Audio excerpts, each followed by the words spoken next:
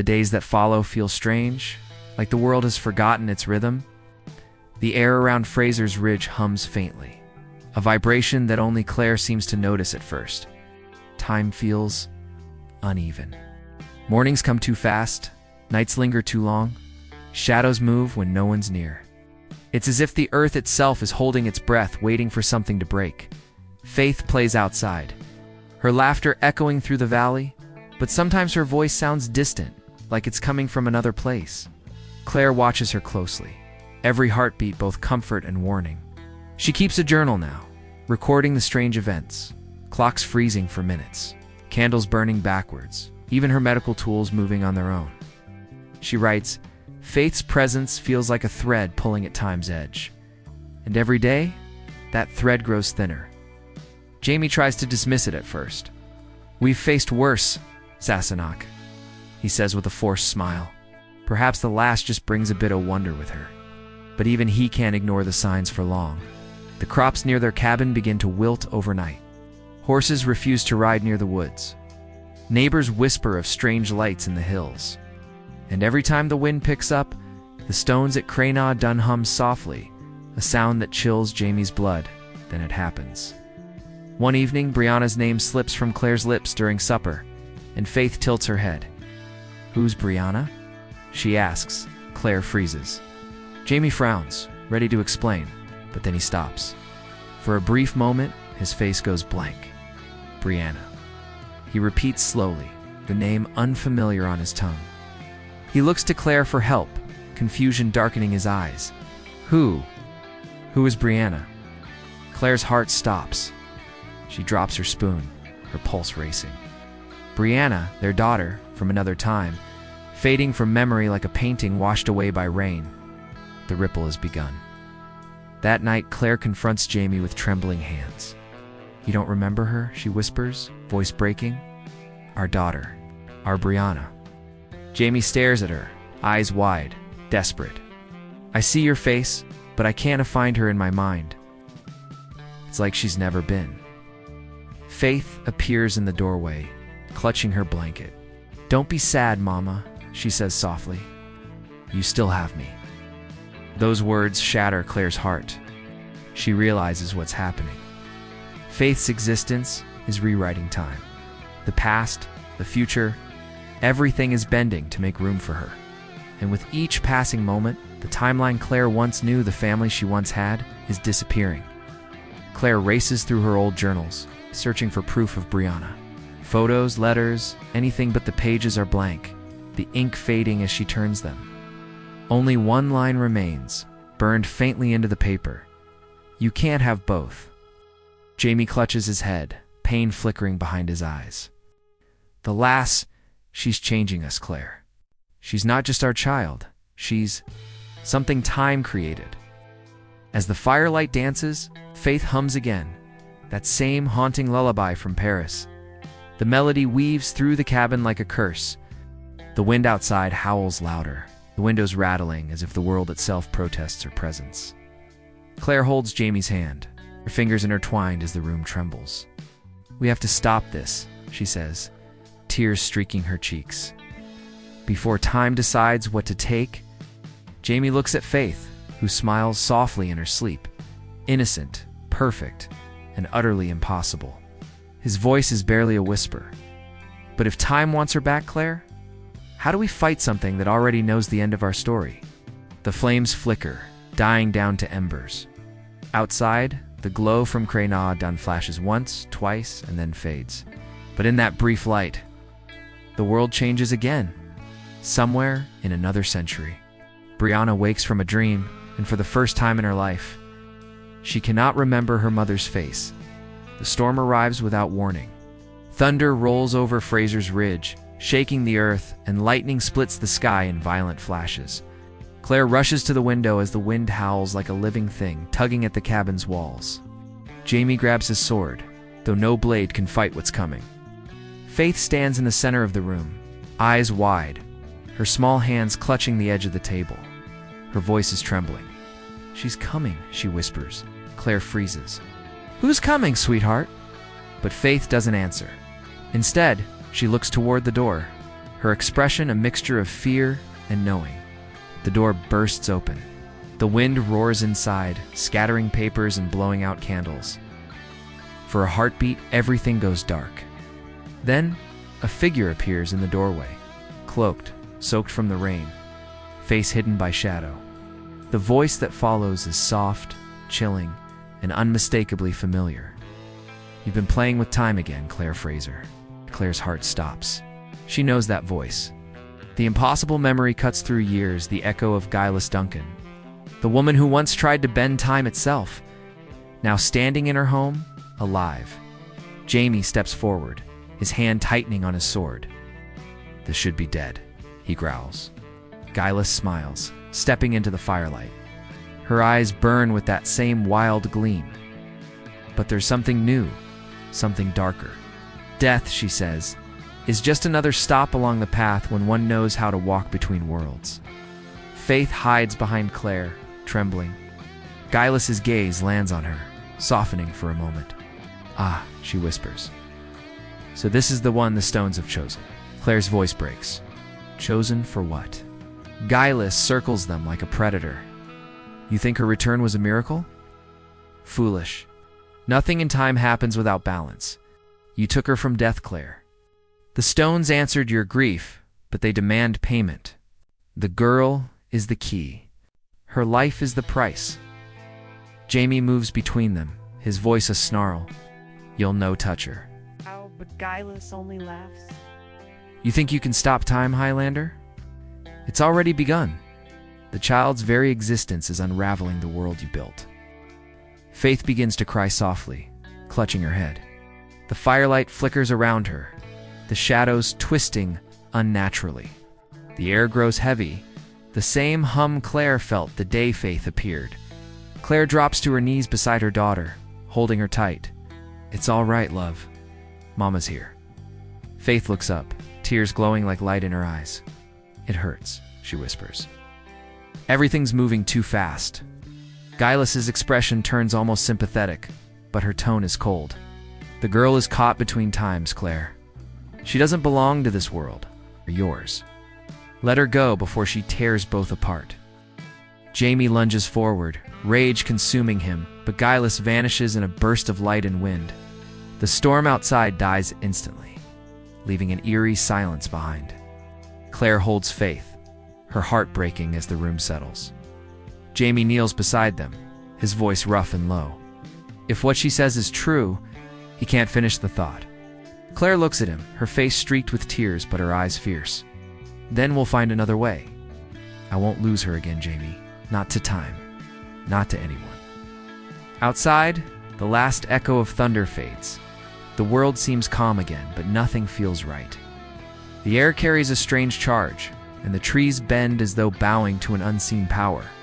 Far away, at Craina Dun, the stones glow once more brighter than before, and in the light, a shadow takes form. Not Geillis this time, but something older. Watching, waiting. Claire whispers to herself, voice trembling. "The stones didn't give us Faith out of mercy. They gave her back because they need her." And somewhere deep in the earth, the hum of time grows louder, the sound of fate shifting its weight. The night after Geillis' warning is eerily still. The fire burns low, its glow flickering across Claire's face as she sits beside Faith's bed. The little girl sleeps restlessly, whispering names in her dreams, names from no time Claire can place. Jamie stands near the door, silent, watching both of them. His hand rests on the hilt of his dirk, not out of anger, but helplessness. There are battles he can fight with steel, but not this one. Outside, the world feels thin. The stars above Fraser's Ridge pulse faintly, flickering like candles caught in wind. Time is folding in on itself. Every sound, the creak of the floorboards, the crackle of fire feels stretched, delayed. Claire knows it's a sign. The universe is reaching its limit. She strokes Faith's hair gently, her voice barely above a whisper. "You're safe, my love. Mama's here." Faith's eyes flutter open. "It's not safe here, Mama," she says softly. The voices say, "I have to go back." Claire stiffens. "What voices?" Faith points toward the window. the ones in the wind. They say if I stay, everyone disappears. Jamie turns sharply. Don't listen to them, lass. There's naught out there but the storm. But even as he speaks, a sudden gust of wind rushes through the cabin, snuffing out the fire. In the dark, the sound returns, the deep, rhythmic hum of the stones, calling. Faith sits up, her face pale but calm. They're calling me again, she whispers. Like before, Claire feels something inside her shatter. The truth hits her all at once. Faith isn't just a child returned from the past. She's a wound in time, one that's growing wider. The longer she stays, the more the world bends to hold her, and soon it will break. Tears fill Claire's eyes. She looks at Jamie, her voice trembling. If she goes back, we lose her again. But if she stays, her voice trails off. She can't finish the sentence. Jamie kneels beside her, his hand on her shoulder. His face is hard, but his eyes, those eyes that once faced death for love, are filled with pain. We've lost her before, Sassenach, he says softly, but maybe this time. Letting her go means saving her. I'll wait. No, I can't. I won't. She's ours, Jamie. She is our miracle. Faith reaches out and touches Claire's cheek. Her small hand feels too warm, almost glowing. Mama. The wind howls across the misty hills of Scotland. The camera sweeps over Cray. Nah done, those ancient standing stones glowing faintly under a stormy sky. A faint cry echoes, almost too soft to hear. Mama. The voice is young, fragile, familiar. Claire freezes. Jamie turns slowly, his heart pounding. And then from the shadows, a girl steps forward. Her eyes mirror Jamie's. Her smile carries Claire's warmth. It's Faith, the daughter they lost so long ago, standing before them, alive. Outlander's new season begins not with war, not with death, but with the impossible, a child returning from beyond time itself. In this moment, this miracle, will rewrite everything Jamie and Claire thought they knew about love, fate, and time. The episode opens quietly, far from the chaos that once surrounded the Frasers. It's early morning at Frasers Ridge. The light filters through the trees, soft and golden. Claire moves through the cabin. Her movement's calm but careful. There's a heaviness in the air, the kind that comes before something life-changing. Jamie sits by the fire, sharpening his blade, lost in thought. There's peace, but it's fragile. It's a kind that feels borrowed from time itself.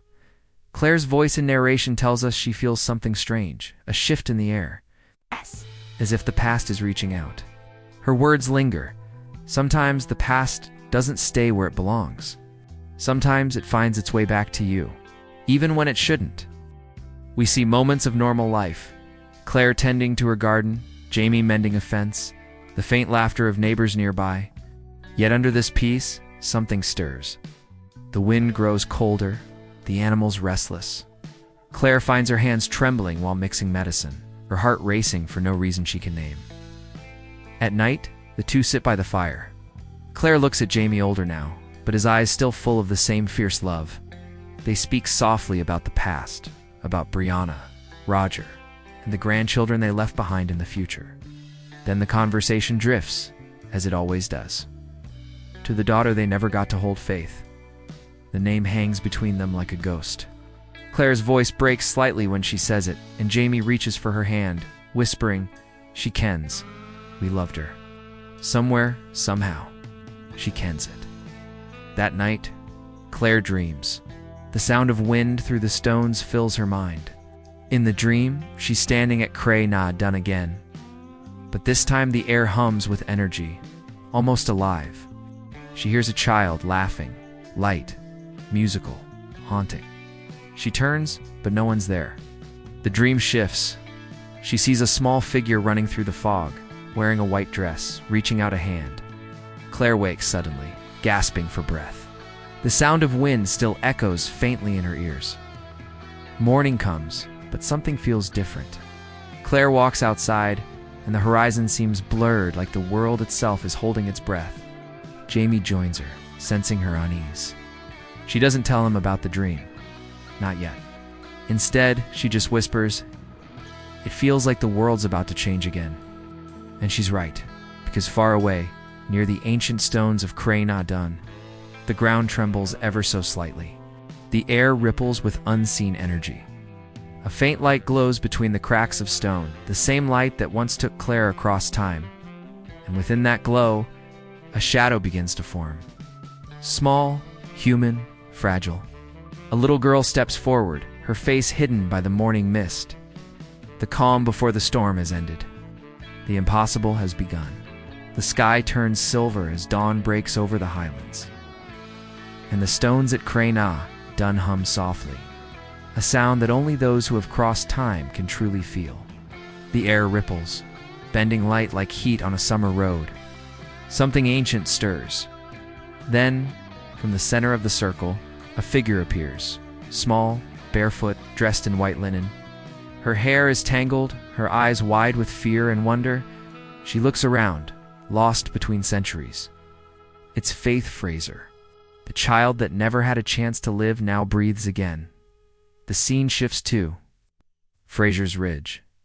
Claire is gathering herbs when she feels it, a pull deep in her chest. Sharp and sudden, as if her heart remembers something her mind cannot. She drops the basket, her hands trembling. The wind around her rises, spinning the leaves into a spiral. Jamie calls her name, but his voice sounds distant, almost drowned by the whispering wind. Claire turns toward the hills. Her eyes widen. She doesn't see anything yet, but she knows. Something, or someone, has come through. Moments later, their peaceful morning turns strange. A horse neighs wildly, birds burst from the trees, and the air carries a faint child's cry. Claire freezes. That sound, it's soft, fragile, like a voice she once dreamed of but never truly heard. She runs toward it, her heart pounding, the earth slick with dew beneath her feet. Jamie follows close behind, shouting for her to stop, but she doesn't. Not this time. They reach the edge of the forest, where the mist hangs low. Claire's breath catches as a small figure appears through the fog. A girl stands alone, clutching a tattered blanket. Her face is pale, her hair a familiar chestnut shade. She blinks up at Claire with the same curious eyes Brianna once had as a child. Claire kneels, her hands shaking. "What's your name, sweetheart?" she whispers. The girl tilts her head, her lips trembling. "Faith," she says softly. "Are you my mama?" Jamie stops dead behind Claire. The world falls silent. The trees, the wind, even the birds, everything seems to freeze in that single breath of disbelief. Claire turns slowly toward Jamie, tears already spilling down her cheeks. She doesn't need to answer. She already knows. For a long moment, no one speaks. Claire gathers the girl in her arms, holding her as if afraid she'll vanish again. The warmth, the heartbeat, the weight, it's real. It's all real. Jamie kneels beside them, his rough hands trembling as they brush Faith's hair. His voice cracks, deep and raw. "Mo Critty. Is it truly you?" Faith smiles faintly, reaching to touch his face. "You look older, duh," she says, with an innocent laugh that slices straight through years of pain. Claire lets out a sob that's half joy, half terror. Because as real as Faith feels, Claire knows this shouldn't be possible. Time doesn't give back what it's taken. That night, as Faith sleeps between them, Jamie and Claire sit by the fire, unable to rest. Jamie stares into the flames, his jaw clenched. "If she's here," he says, voice low, "then something's been changed. Time dosna bend for kindness, Sassenach. It demands balance." Claire says nothing. Her mind races, science, logic, reason, none of it explains this. She touches Faith's hair gently, whispering, "Then we'll face whatever comes. Together." Outside, the wind returns, circling the cabin, whispering through the trees like a warning. The stones at Cray Na Dun glow faintly once more. Somewhere, in another time, something shifts. The return of Faith is not a miracle. It's the beginning of a reckoning. Night falls heavy over Fraser's Ridge. Inside the cabin, the firelight flickers across the walls, painting shadows that seem to breathe. Claire sits at the edge of the bed, watching Faith sleep. The child's face is peaceful, too peaceful, like a dream that could vanish if she blinks.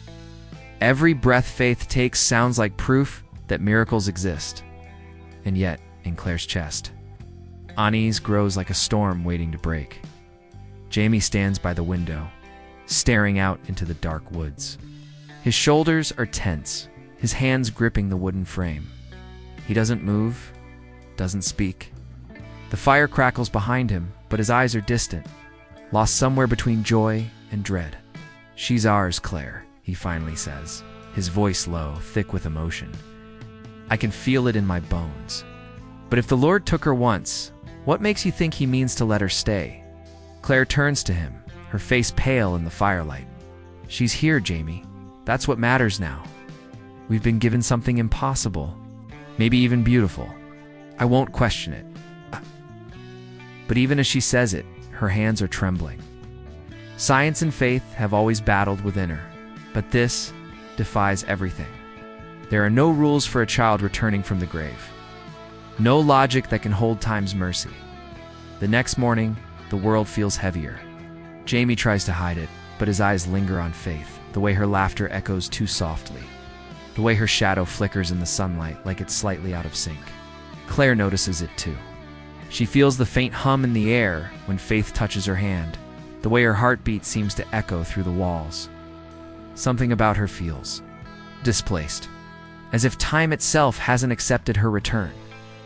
Faith hums an old tune that neither of them remember teaching her, a melody from another age. Claire freezes mid-step when she hears it. It's a lullaby she used to sing in Paris before Faith died. But how could this child know it? She meets Jamie's eyes, and for the first time, he looks afraid. That night, their love becomes a battlefield. Claire wants to believe in miracles. Jamie fears curses. He paces the cabin, his voice rising with every word. "Do you not see it, Claire? The stones, the winds, the dreams, it's all wrong. She came from somewhere, or someone sent her." Claire snaps back, tears glistening in her eyes. "And what if she did? She's still our daughter, Jamie. I won't lose her again." Jamie slams his fist against the wall, the sound echoing like thunder. He looks broken, the kind of broken that only love can cause. He says softly, "and that's what frightens me. Love has always been what time uses against us." Silence falls between them. Outside, the wind howls around the cabin, as if the world itself is listening. Faith stirs in her sleep, whispering in her dreams, "Don't fight. Please don't fight." Claire rushes to her side, brushing the hair from her forehead, whispering that everything. Morning arrives like a quiet mercy. The storm has passed, and the first light of dawn spills across Frasers Ridge, soft and golden. The air feels still, too still, as if time itself is resting after a long, violent battle. The cabin stands untouched, yet everything inside it feels changed. Claire sits by the window, wrapped in one of Jamie's plaids, staring at the hills beyond. The world looks the same, but it isn't. Faith is gone. Jamie stands outside, silent as stone. He's been there since before sunrise, watching the mist lift from the valley. His hands are clasped behind his back, but his knuckles are white. Every breath he takes feels heavier than the last. He doesn't cry, he never does, but the pain sits deep behind his eyes. It's a kind that words can't reach. Inside, Claire holds Faith's blanket in her lap, tracing the stitches with trembling fingers. It still smells faintly of lavender. Every fiber feels alive with memory, laughter, warmth, that fleeting moment when she believed time had finally shown mercy. She whispers softly, as if Faith can still hear her, "I would do it all again. Every second, every risk, just to hold you once more." Jamie enters quietly. He stands behind her, his shadow falling across the room. "She's part of us now, Sassenach," he says gently, "even if she's beyond our reach." His voice is steady, but the ache in it is unmistakable. Claire looks up, her eyes red but calm. "I felt her, Jamie," she says. "When she vanished, it wasn't death. It was release. Like time finally let her go." He nods slowly. then maybe that's what she wanted, to make us whole enough to let her rest. They walk together outside, the morning breeze brushing against them. The grass is wet with dew, and birds sing softly, unaware of the heartbreak that lingers in the air. Claire glances toward the distant hills, toward Cray not done. The stones stand silent now, their glow gone. But she can almost feel the hum still buried in the earth. She thinks of Geillis's words, time demands balance. Maybe this was the balance love borrowed, then returned. Faith came back not to change fate, but to remind them that love exists beyond it. Weeks pass. The world slowly rights itself. The crops grow again. The nights are peaceful. Brianna's name returns to Jamie's memory like a blessing. And the empty spaces in Claire's journal fill once more with ink and life. The timeline heals, but it carries a scar. One evening, Claire stands at the ridge alone. The sky burns orange and purple, the horizon glowing like a promise. She closes her eyes and whispers, "Thank you, my darling." The wind stirs gently, brushing her hair, and for just a moment, she swears she hears a child's laughter carried through the air. Jamie steps up behind her, wrapping his arms around her waist. "Still listening for her?" he asks quietly. Claire leans against him, smiling faintly. "Always." As the sun dips below the hills, they stand together, two souls who have defied time and paid its price. And though Faith is gone, her presence lingers in every breath of wind, every spark of firelight, every heartbeat shared between them, because in the end, time can take away bodies, years, even memories, but it can never touch love. The screen fades to black. A final line appears. For some stories, time is not the end, only the beginning. The faint sound of the standing stones hums one last time. End of episode 1. Faith's return.